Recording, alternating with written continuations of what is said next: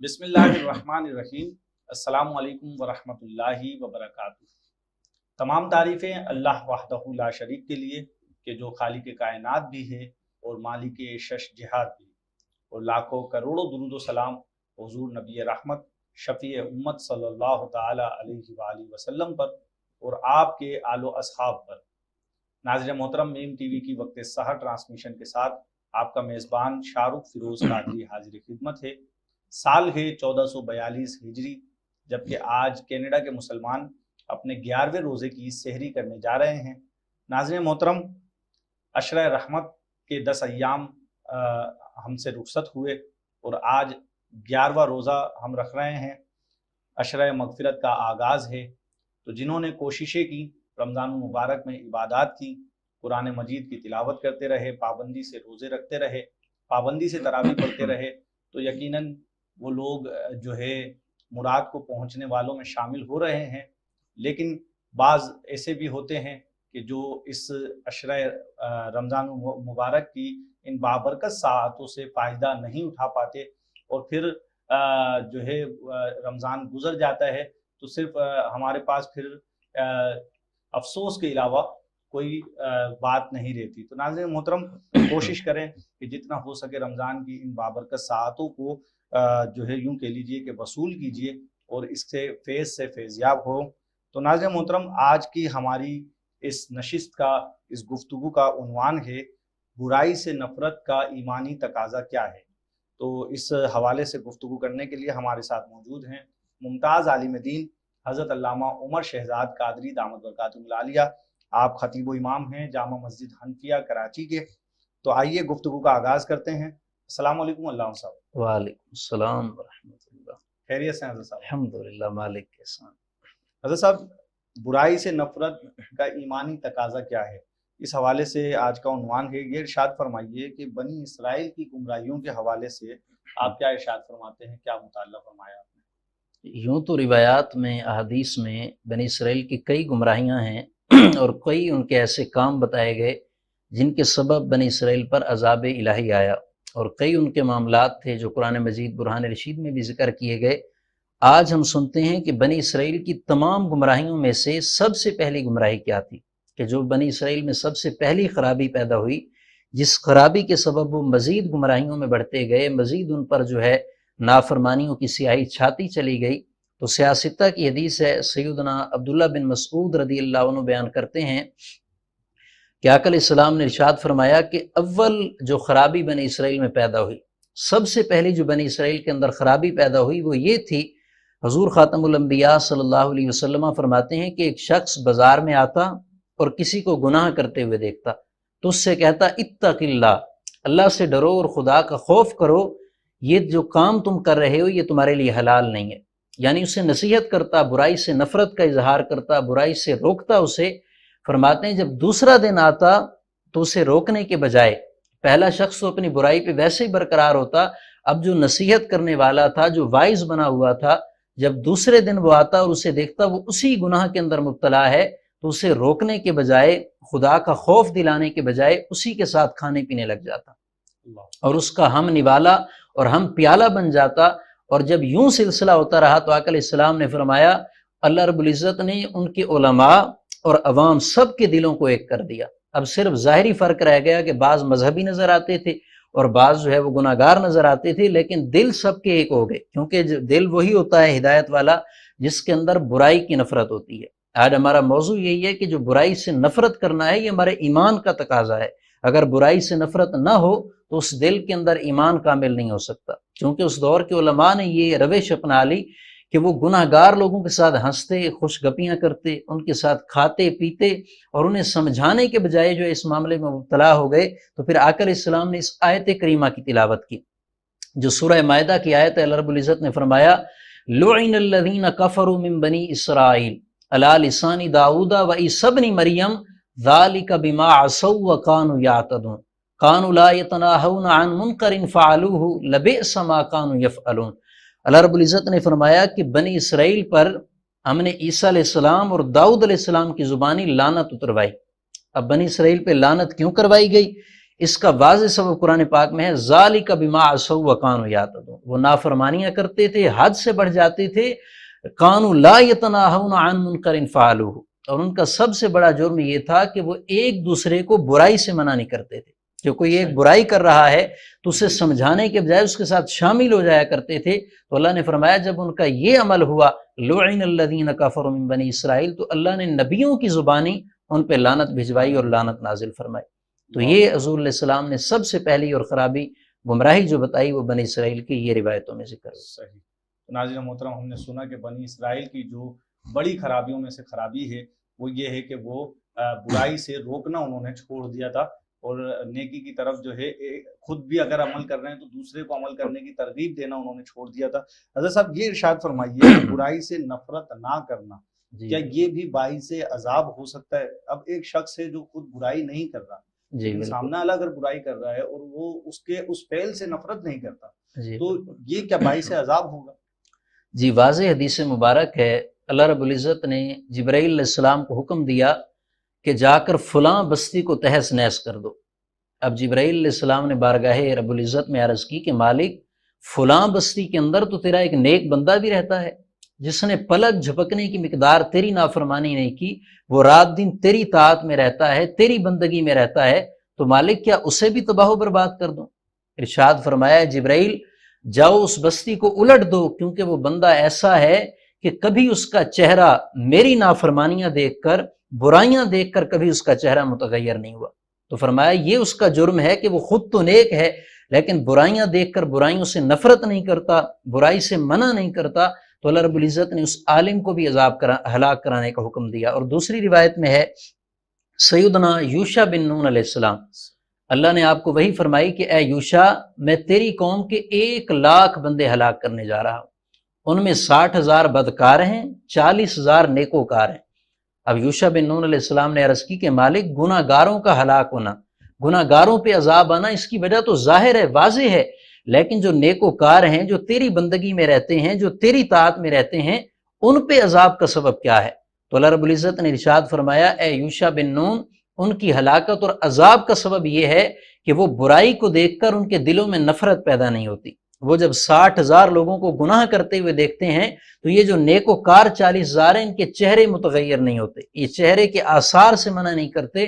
تو فرمایا یہ ان کا جرم ہے کہ یہ برائی سے منع نہیں کرتے، لہٰذا اس جرم کے بدلے جو ہے ان کو ہلاک کیا جا رہا ہے اور ان کو سزا دی جا رہی ہے۔ تو اس سے معلوم ہوا کہ عذاب سے بچنے کے لیے صرف خود نیک ہونا کافی نہیں ہے، برائی کو برا سمجھنا بھی لازم ہے۔ ایک بندہ ہے خود تو نیک ہے لیکن اس کے دائیں بائیں آس پاس برائیاں ہوتی ہیں، وہ بالکل ہنستا مسکراتا رہتا ہے، کوئی مسئلہ نہیں ہے، یہ بھی چلتا ہے، تو اگر اس کیفیت میں ہے تو آپ نے سن لیا کہ وہ بھی مستحق عذاب ہے، وہ کبھی نجات کا حقدار نہیں ہو سکتا۔ تو اللہ پاک ہمیں بھی برائی سے نفرت رکھنے کی سعادت عطا فرمائے، کیونکہ ایمان تبھی کامل ہوتا ہے جب ہمارے دل کے اندر برائی سے نفرت پیدا ہوتی ہے۔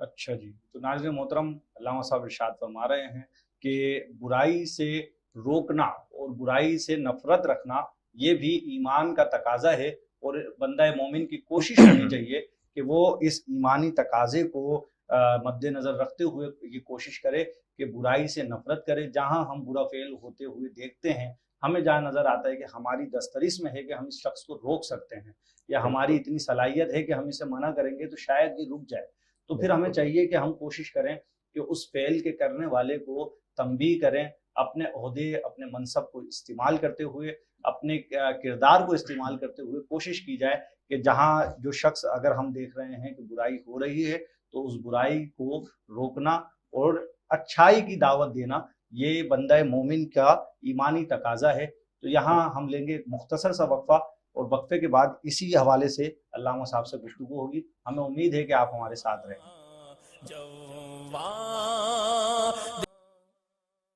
ویلکم بیک ناظرین کرام، میم ٹی وی کی وقت سحر ٹرانسمیشن جاری ہے۔ آج 11ویں روزے کی سحری کی جا رہی ہے اور عشرہ رحمت ہم سے رخصت ہوا، اب عشرہ مغفرت کی آج پہلا روزہ رکھا جا رہا ہے۔ ناظرین محترم، آج ہم اس حوالے سے گفتگو کر رہے ہیں کہ برائی سے نفرت کا ایمانی تقاضا کیا ہے۔ علامہ صاحب اس سے پہلے ارشاد فرما رہے تھے کہ برائی کو روکنے کا اپنے استعداد کے مطابق، اپنی صلاحیت کے مطابق برائی کو روکنے کی کوشش کی جائے، تو یہ ایک ایمانی تقاضا ہے۔ اسی حوالے سے حضرت صاحب آپ یہ ارشاد فرمائیں کہ برائی سے نفرت کیسے کی جائے؟ جی، ایک حدیث مبارک میں برائی سے نفرت کے 3 درجات بیان کیے گئے. اس میں حضور علیہ السلام نے ارشاد فرمایا من رأى منکم منکرا فلیغیرہ بیدہ، اگر تم میں سے کوئی شخص برائی کو دیکھتا ہے تو اسے چاہیے کہ وہ ہاتھ سے بدل دے.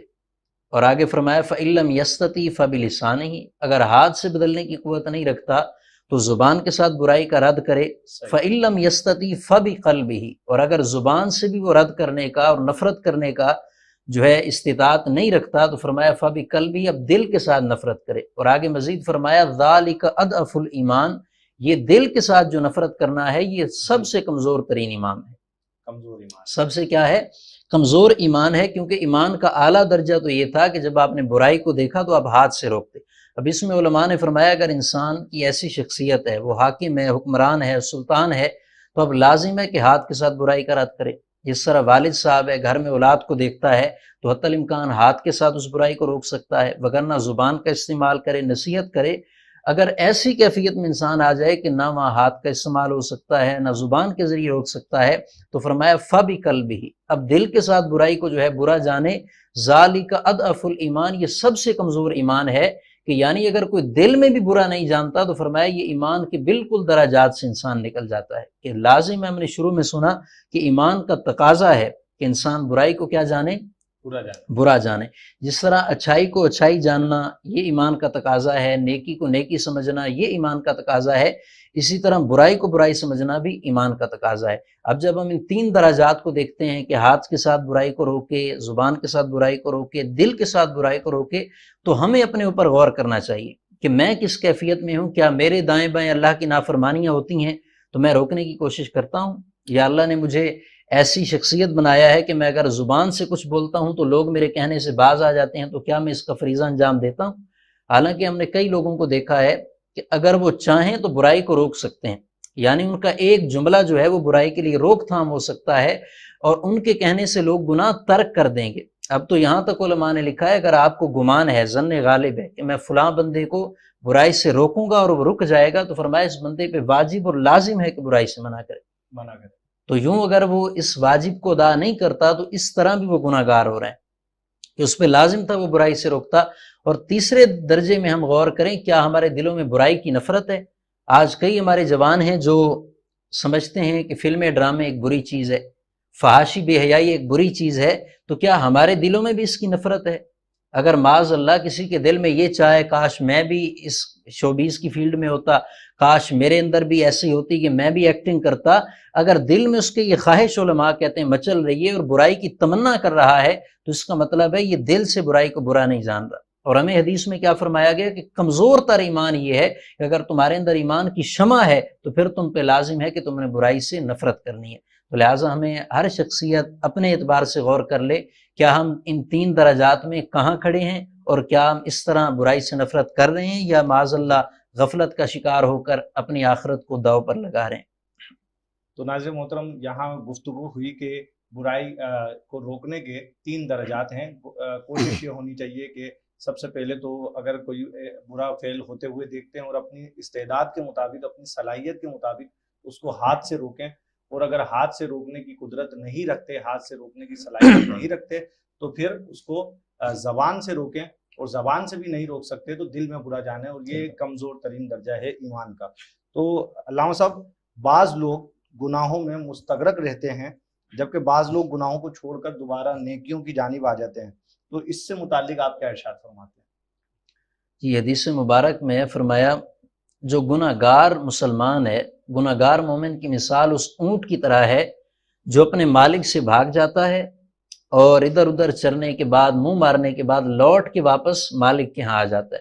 تو فرمایا جس کے سینے میں ایمان کی شمع ہوتی ہے، جو مومن ہوتا ہے، وہ اگر گناہوں میں چلا بھی جائے تو وہ گناہوں سے واپس جلد لوٹ آتا ہے. تو یہ ایمانی صفت بتائی جا رہی ہے کہ گناہوں میں اگر انسان بتقاضۂ بشریت پڑ بھی جائے تو فوراً کیا کرے؟ واپس آ جائے. اور دوسرے جو لوگوں کا آپ نے ذکر کیا کہ وہ برائی میں پڑتے ہیں تو اس میں دھنستے ہی چلے جاتے ہیں اور واپس آنے کا نام نہیں لیتے، تو مولا علی فرماتے ہیں جو دل برائی کو برا نہ سمجھے اس دل کو الٹا کر دیا جاتا ہے. کیا کر دیا جاتا ہے؟ اس دل کو اوندھا کر دیا جاتا ہے مفتی احمد یار خان نعیمی رحمۃ اللہ علیہ لکھتے ہیں اس کا مطلب یہ ہے کہ جس طرح ایک توڑا ہوتا ہے سامان رکھنے کا، اس میں سامان بھرا ہوا ہوتا ہے، اگر آپ اسے الٹا کر دیتے ہیں تو تمام سامان کیا ہوتا ہے؟ گر جاتا ہے۔ ایک تھیلے کی مثال لے لیں، اس کے اندر سامان رکھا ہوا ہے، آپ نے تھیلے کو الٹا کیا تو کیا ہوتا ہے؟ سامان گر جاتا ہے۔ تو مولا علی فرماتے ہیں جو دل برائی کو برائی نہ سمجھے اس دل کو الٹا کر دیا جاتا ہے۔ اب دل کے اندر جو نور ایمان ہوتا ہے، جو اللہ کی معرفت سینے میں رکھی ہوتی ہے، جو من کے اندر نیکیوں کا نور ہوتا ہے، تقوی کا نور ہوتا ہے، تو معاذ اللہ اس برائی کی وجہ سے وہ سارا گر جاتا ہے، انسان کا دل خالی ہو جاتا ہے۔ ہم لوگ در در پہ جاتے ہیں فیض لینے کے لیے، کبھی علماء کی بارگاہ میں جاتے ہیں تاکہ من میں اجالے ہو جائیں، کبھی قرآن پڑھتے ہیں دل میں روشنی ہو جائے، کبھی آقا علیہ السلام کی احادیث سنتے ہیں تاکہ باطن کے اندر اجالے ہو جائیں، ہم بڑی نیکیاں کرنے کی کوشش کرتے ہیں، کبھی کسی غریب کی مدد کر دی تاکہ ہمارا دل روشن ہو جائے، اور ہم دعائیں بھی کرتے ہیں کہ اللہ تعالیٰ ہمیں روشن دل عطا فرمائے۔ تو مولا علی فرماتے ہیں تم نے دل میں جتنا کچھ جمع کر لیا، اگر معاذ اللہ برائی سے نفرت تمہارے اندر نہیں ہے تو وہ سب کچھ گرا دیا جائے گا۔ تو جو بندہ برائی کو برائی نہ سمجھے کیا ہوتا ہے؟ اس کا دل اوندھا کر دیا جاتا ہے، تو جو اس کے اندر ہوتا ہے وہ واپس گرا دیا جاتا ہے۔ تو یہ جو لوگ ہوتے ہیں معاذ اللہ یہ برائی میں دھنستے ہی چلے جاتے ہیں، جری ہو جاتے ہیں، برائی کرنے کے بعد بے باک ہو جاتے ہیں، انہیں برے خاتمے سے ڈر جانا چاہیے، کہیں ایسا نہ ہو کہ معاذ اللہ یہ برائیوں میں پڑے رہیں۔ اور امام غزالی نے فرمایا کہ انہی گناہوں کی نحوست کی وجہ سے آخری ٹائم پہ ان کا ایمان سلب کر لیا جائے۔ اور پہلی جو مثال ہے کہ مومن لوٹ آتا ہے، تو علماء نے لکھا ہے امام غزالی رحمۃ اللہ علیہ نے کہ انسان کو چاہیے یہ جو ایمان کی شمع ہے کہ جو گناہوں سے واپس ہمیں نیکیوں کی طرف لے آتی ہے، جو سینما سے دوبارہ مسجد کی طرف لے آتی ہے، جو شراب خانے سے دوبارہ توبہ کی طرف لے آتی ہے، فرمایا یہ جو ایمان کی شمع ہے مومن کو چاہیے کہ اسے کبھی بجھنے نہ دے، کیونکہ اگر معاذ اللہ یہ شمع ہی بجھ گئی تو پھر تو اسے نہ اچھائی کا احساس ہوگا نہ برائی کا احساس ہوگا۔ تو فرمایا جب تک اس کے سینے میں یہ شمع روشن ہے اور وہ برائی کی طرف جا کے دوبارہ واپس آ جاتا ہے تو فرمایا اسے اللہ کا شکر ادا کرنا چاہیے کہ ابھی تک اس کے سینے میں شمع ایمانی ہے جو اسے برائیوں سے واپس نیکی کی طرف لاتی ہے۔ تو ہمیں بھی چاہیے اگر ہم اپنی اصلاح کرنا چاہتے ہیں اور ہم چاہتے ہیں جو دل میں انوار جمع ہو گئے، ابھی تو ماشاءاللہ ماہ رمضان ہے، رحمتیں بڑھ رہی ہیں، اس میں دل بھی روشن ہو جاتا ہے، دل بھی منور ہو جاتا ہے۔ فرمایا اگر ان چیزوں کو واقعی تم نے کور کرنا ہے، سنبھالنا ہے، اس معرفت کو اندر رکھنا ہے، تو پھر برائی سے نفرت اپنا شیوا بنا لو کہ جہاں تمہیں برائی ہوتے ہوئے نظر آئے ہاتھ سے روکو، اگر استطاعت نہیں ہے تو زبان کے ساتھ روکو، اور اگر یہ بھی استطاعت نہیں ہے تو دل کے ساتھ برا جانو۔ اگر معاذ اللہ یہ بھی نہ ہوا تو پھر جیسے آپ نے مثال بیان کی کہ بعض لوگ ہوتے ہیں وہ دھنستے ہی چلے جاتے ہیں، اور معاذ اللہ روایتوں کے مطابق آخری ٹائم پہ ان کا ایمان بھی سلب کر لیا جاتا ہے۔ تو اللہ پاک ہمیں برائی سے نفرت کی توفیق عطا فرمائے اور اچھائیوں سے محبت نصیب فرمائے۔ بہت شکریہ علامہ صاحب۔ حضرت صاحب یہ ارشاد فرمائیے کہ دور حاضر میں برائی اور اچھائی کی آمیزش ہے، اس سے متعلق آپ کیا ارشاد فرماتے ہیں؟ جی آج کا جو ناظرین ہمارا سلسلہ دیکھیں گے تو ان پر آشکار ہو جائے گا کہ برائی سے نفرت کرنا اس کا ایمان میں کتنا دخل ہے، برائی سے نفرت کرنا یہ ایمانی تقاضا ہے۔ اب جب آپ نے یہ سماعت کر لیا کہ برائی سے نفرت کرنا یہ ایمان کا تقاضا ہے، برائی سے نفرت کرنا یہ بندہ مومن پہ لازم ہے، تو اب ہمارے معاشرے میں سب سے بڑا ناصور یہ ہے کہ ہم برائی اور اچھائی کو ساتھ لے کے چلنے لگ گئے۔ ہمارے ہاں ایک جملہ بولا جاتا ہے کہ بھئی ٹھیک ہے اگر ہم گناہ کرتے ہیں تو نماز بھی ادا کرتے ہیں۔ بعض لوگ سنائی دیتے ہیں کہ بھئی ہم سارا سال اگر معاذ اللہ دھوکہ دہی کرتے ہیں، سارا سال جھوٹ بولتے ہیں تو رمضان کے روزے بھی تو رکھتے ہیں، اگر سارا سال سود کھاتے ہیں تو رمضان میں جو ہے روزے بھی رکھتے ہیں۔ تو یہ جو ماحول بنتا چلا جا رہا ہے کہ برائی اور اچھائی کی آمیزش ہوتی چلی جا رہی ہے، ایک تعداد ہے جو آئے تو انہوں نے بیٹھ کے عالم کا بیان بھی سن لیا، گھر گئے تو ٹی وی آن کر کے فلم بھی دیکھ لی، اسی طرح گاڑی میں سفر کرتے ہوئے نعتیں بھی لگا لی، من میں آیا تو گانے بھی چلا لیے۔ تو یہ جو ملانے کا نظام چل رہا ہے، قرآن کہتا ہے وَلَا تَلْبِسُوا الْحَقَّ بِالْبَاطِلِ، اچھائی کو جو ہے برائی کے ساتھ نہ ملاؤ، حق کو باطل کے ساتھ نہ ملاؤ۔ ہم اپنے لیے خالص چیز طلب کرتے ہیں، آپ دکان پہ جائیں نا، کبھی ہم نے کوئی چیز گھر کے لیے خریدنی ہو، مکھن لینا ہو، ہمارے پنجاب میں مکھن لیتے ہیں، دیسی گھی وغیرہ لیتے ہیں، تو کہتے ہیں خالص ہونا شرط ہے۔ تو ہم اپنے لیے تو خالص چیز کو طلب کرتے ہیں، تو ہمیں اس ایمانی تقاضے میں بھی غور کرنا ہے کہ جو اللہ کی بارگاہ میں ہم اعمال پیش کر رہے ہیں یہ بھی خالص ہونے چاہیے اور برائی سے پاک ہونے چاہیے۔ میں ذرا سا انٹرپٹ کروں گا حضرت صاحب، اسی بات کو آگے کنٹینیو کریں گے۔ یہاں ہم جا رہے ہیں ایک وقفے کی طرف، عنوان ہے برائی سے نفرت کا ایمانی تقاضا۔ اس پر مزید گفتگو ہوگی انشاءاللہ. آپ ہمارے ساتھ رہیے گا. یہاں مختصر سا وقفہ لیں.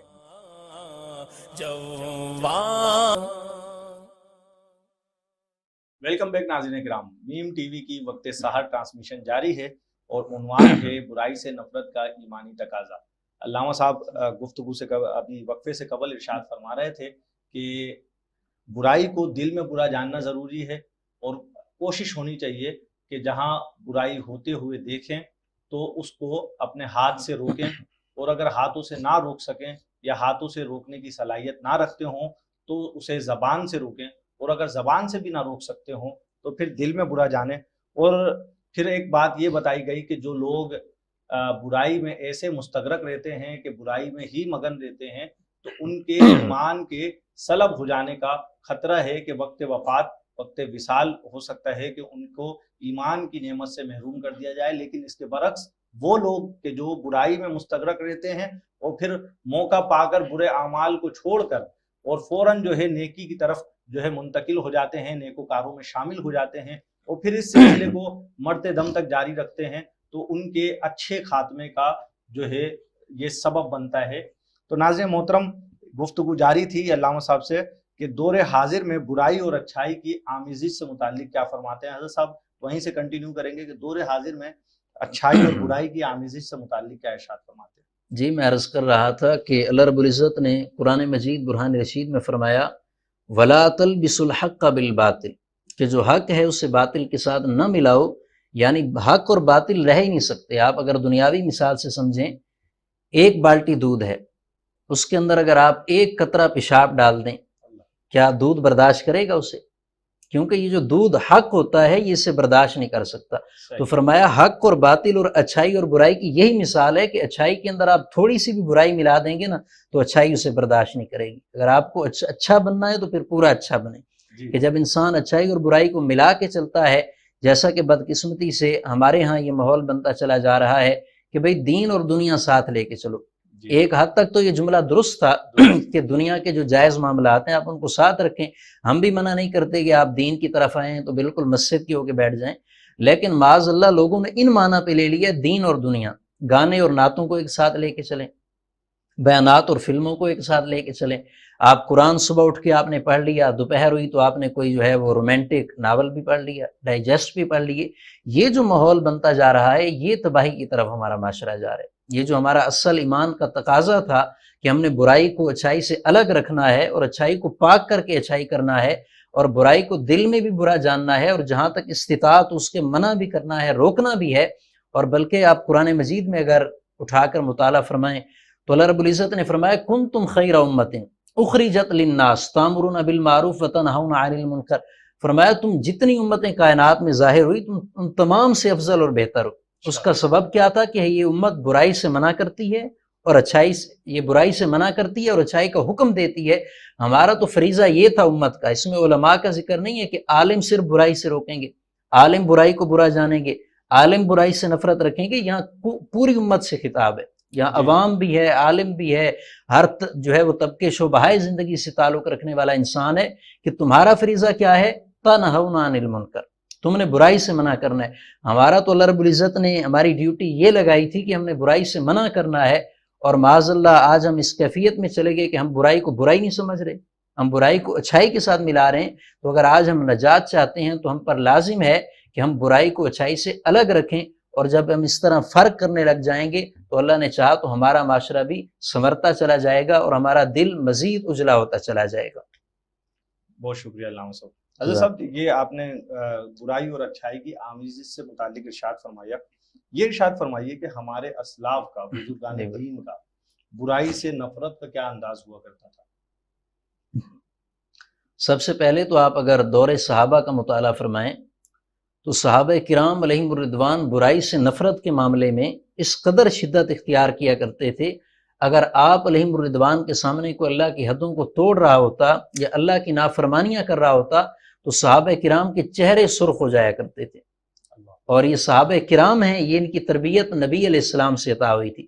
کہ آپ نے پڑھا ہوگا, ایک علمی بحث بھی کرتے چلیں, ایک حدیث تقریری کا نام آپ نے سنا ہوگا. جو حدیث کی علماء قسمیں بیان کرتے ہیں، حدیث قولی ہوتی ہے، حدیث فعلی ہوتی ہے، ایک حدیث ہوتی ہے حدیث تقریری، اور اس حدیث تقریری کا معنی ہی یہی ہوتا ہے کہ آقا علیہ السلام کے سامنے کوئی کام ہوا اور حضور علیہ السلام نے اس پہ ناگوارگی کا اظہار نہیں فرمایا۔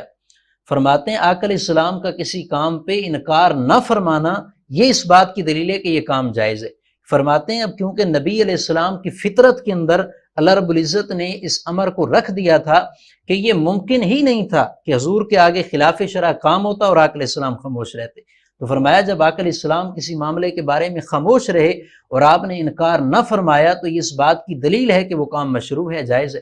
تو یہ جو صحابہ کرام کو جذبہ عطا ہوا تھا حضور علیہ السلام کے قدموں سے ملا تھا، اور اسی طرح اگر آپ بزرگان دین کی بارگاہ میں آئیں، ہمارے اسلاف اولیاء کرام کا انداز دیکھیں، حیات اعلیٰ حضرت کے اندر ہمارے سیدی اعلیٰ حضرت امام احمد رضا خان رحمۃ اللہ علیہ آپ کے متعلق لکھا ہے کہ آپ ایک دعوت میں تشریف لے گئے، وہاں جب آپ کو بتایا گیا کہ وہاں کچھ نیچری لوگ بھی آئے ہوئے ہیں، کچھ اس طرح کے لوگ ہیں، خلاف شرع امور بھی ہونے والے ہیں، تو اعلیٰ حضرت رحمۃ اللہ علیہ کو بلانے والے سادات تھے، بڑے بڑے لوگ تھے، تو اعلیٰ حضرت فوراً وہاں سے اٹھے اور بیٹھک میں تشریف لے گئے۔ آپ نے فرمایا اگر یہاں اس طرح کے معاملات ہوں گے تو میں یہاں نہیں بیٹھ سکتا۔ تو یہ گویا کہ اپنے عمل کے ساتھ اعلیٰ حضرت نے ثابت کر دیا کہ برائی سے نفرت کا تقاضا کیا ہوتا ہے، کہ آپ اگر وہاں بیٹھے رہتے، منع کرتے، ممکن تھا وہ اس کو روکتے یا نہ روکتے، تو آپ رضی اللہ عنہ وہاں سے اٹھے اعلیٰ حضرت سرکار اور بیٹھک میں تشریف لے کے چلے گئے، اور پوری اپنے چاہنے والوں کو یہ بتا کر گئے کہ ہم نے برائی سے نفرت کیسے کرنی ہے اور اس برائی سے نفرت کے عمل کو اپنانا کیسے ہے۔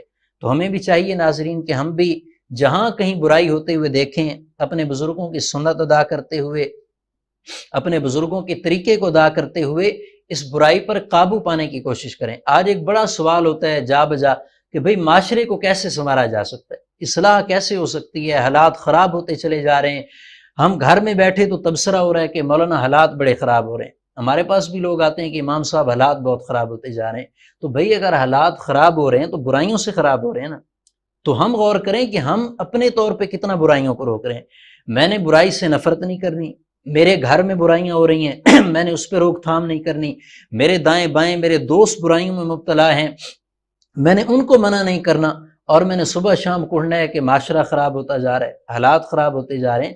تو بھئی حالات درست تبھی ہوں گے جب ہم برائی سے نفرت کریں گے، جب ہم برائی کو برائی سمجھ کر برائی کو روکیں گے، اور اس طرح روکیں گے جیسے ہمارے بزرگوں نے روکا، تو انشاءاللہ ہمارے حالات بھی بہتر ہوتے چلے جائیں گے، اور ہمارا ایمان کی جو قوت ہے، جو شمع ایمانی ہے، وہ انشاءاللہ مزید روشن ہوتی چلی جائے گی۔ اللہ پاک ماہ مقدس کے اس دوسرے عشرے کے صدقے میں اللہ پاک ہمیں برائی کی نفرت نصیب فرمائے، اور وہ ایمان کامل عطا فرمائے جو اللہ رب العزت نے ہمارے بزرگوں کو عطا کیا تھا، اور وہ اس ایمان کی قوت کے ساتھ بڑے بڑے منازل اور درجات کو طے کر جاتے تھے۔ اللہ پاک ہم پر بھی رحمت کی نظر فرمائے، آمین بجاہ النبی الامین۔ تو محترم ناظرین، گفتگو جاری رہی برائی سے نفرت کے ایمانی تقاضے سے متعلق۔ ہم نے جانا کہ برائی سے نفرت کس قدر ضروری ہے اور کس قدر اچھائی کی تعلیم دینا ضروری ہے۔ جتنا ہر شخص کو اس کی اختیار کے مطابق حکم دیا گیا کہ وہ اچھائی کو عام کرے، تو اتنا ہی اس سے یہ بھی کہا جاتا ہے ہر شخص اپنے طور پر برائی سے نفرت بھی کرے اور برائی کو روکے بھی۔ جب برائی کو روکنا ہم شروع کر دیں گے تو رفتہ رفتہ برائی معاشرے سے ختم ہونا شروع ہو جائے گی، اور انشاءاللہ پھر وہ دور آنا بھی ممکن ہے کہ جس طرح سے بات کی جاتی ہے کہ ریاست مدینہ میں برائی کا بالکل خاتمہ ہو گیا تھا، اور حضور نبی کریم صلی اللہ تعالی علیہ وآلہ وسلم کی تعلیمات پر عمل کیا جاتا تھا، تو ایک مہذب معاشرہ تعمیر ہو چکا تھا، اور اسی طرح کا معاشرہ آج بھی تعمیر کرنے کی ضرورت ہے۔ ضرورت اس عمل کی ہے کہ ہر شخص اپنی استعداد کے مطابق، اپنی صلاحیت کے مطابق برائی سے روکنے کا کام سر انجام دے۔ میں بے حد مشکور ہوں حضرت علامہ عمر شہزاد قادری دامت برکاتہ العالیہ کا کہ آج کی وقت سحر ٹرانسمیشن میں ہمارے ساتھ رہے، ہماری دعوت پر یہاں تشریف لائے۔ اس کے ساتھ ہی ہمیں دیجیے اجازت۔ السلام علیکم ورحمۃ اللہ وبرکاتہ۔